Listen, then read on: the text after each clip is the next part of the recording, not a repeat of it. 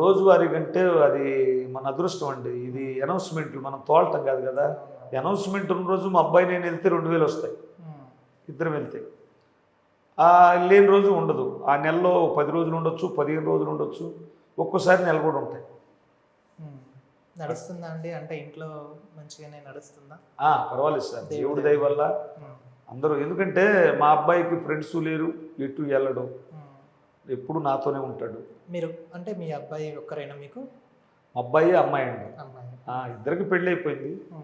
అబ్బాయికి 3 ఆడపిల్లలు, అమ్మాయికి 2 ఆడపిల్లలు.